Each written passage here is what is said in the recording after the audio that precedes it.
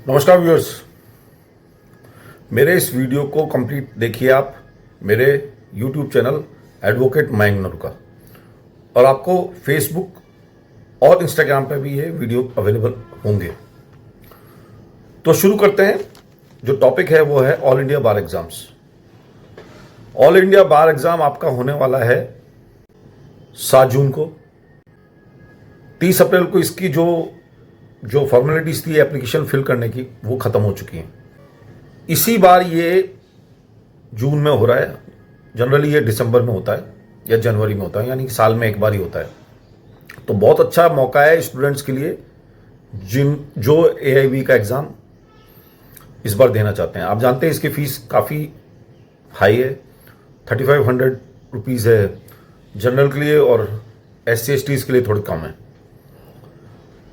उसके अलावा जो खर्चा है यात्रा का या रहने का या रुकने का, वो सब स्टूडेंट को या जो AIB एस्पायरेंट होता है उसको ही देना पड़ता है। 7 जून का दिन होगा, उसमें आपको ओपन बुक एग्जाम है, तो आपको डायलॉट यानी कि 2 भाषाएं आप अपना डायरेक्ट्स ले जा सकते हैं। इसमें करीब 19 सब्जेक्ट्स हैं जिसके तरह तरह के क्वेश्चन आपसे पूछे जाएंगे। कुछ कॉन्सेप्चुअल होंगे, कुछ आपके प्रैक्टिस से बेस्ड होंगे, और कुछ आपके टर्मिनोलॉजी से बेस्ड होंगे, और कुछ आपके इटैलिक्स पे बेस्ड होंगे। तो ये सब है। अगर आप 50 नंबर ले आते हैं तो जनरल क्लास हैं तो पास हो जाएंगे। इसमें कोई परसेंटेज नहीं आता पास और फेल का। और जो SC/STs हैं, इसमें जो जनरल क्लास है उसको 45 मार्क्स लाने पड़ेंगे, और बाकी लोग जो SC/STs से या कोटे से हैं या उससे हैं उनको 40 मार्क्स लाने पड़ेंगे। हालांकि ये 2-3 नंबर का प्लस माइनस होता रहता है, क्योंकि कुछ क्वेश्चंस गलत होते हैं जो हटा दिए जाते हैं या बोनस मार्क्स दे दिए जाते हैं।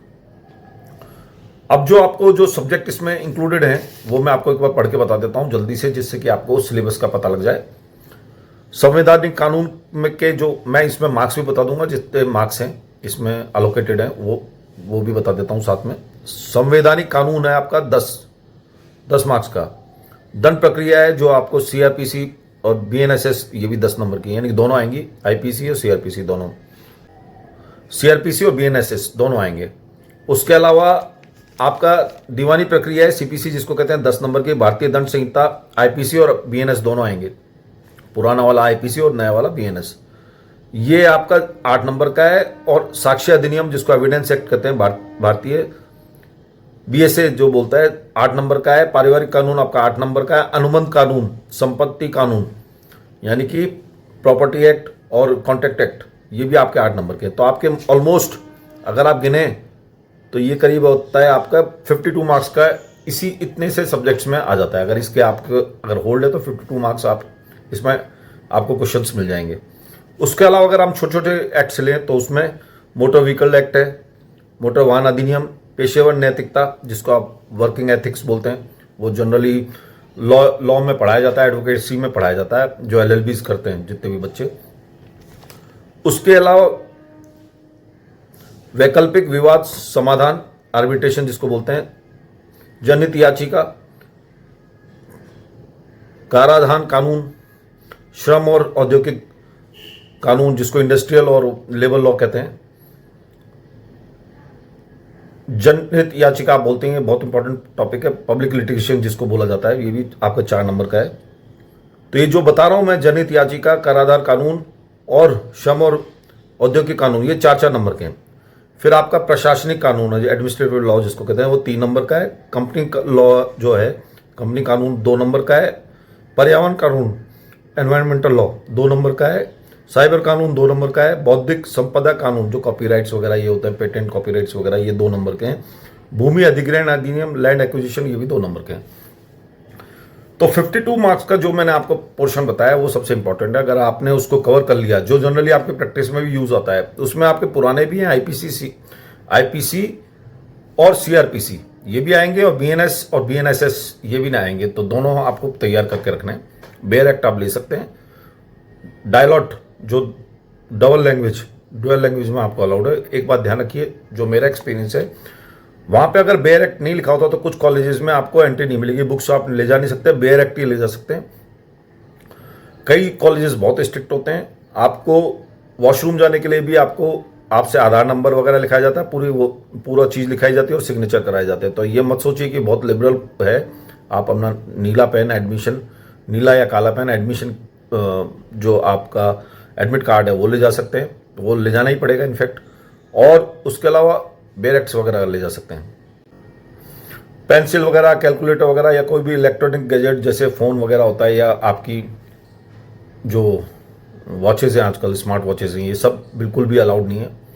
ध्यान रखिए आप समय पे पहुंचिए, क्योंकि बिल्कुल भी कई बार ये सेंटर्स बहुत रिमोट एरियाज़ में होते हैं, बहुत अंदर होते हैं और वहाँ तक जाना बड़ा कठिन होता है और उस दिन भीड़ भी ज़्यादा होती है। जो इसमें सबसे डिफ़िकल्ट चीज़ होती है वो होता है आपका एजर्शन एंड रिजम्स। उसमें आपका काफ़ी समय लगता है, तो उसकी प्रैक्टिस कर लीजिए।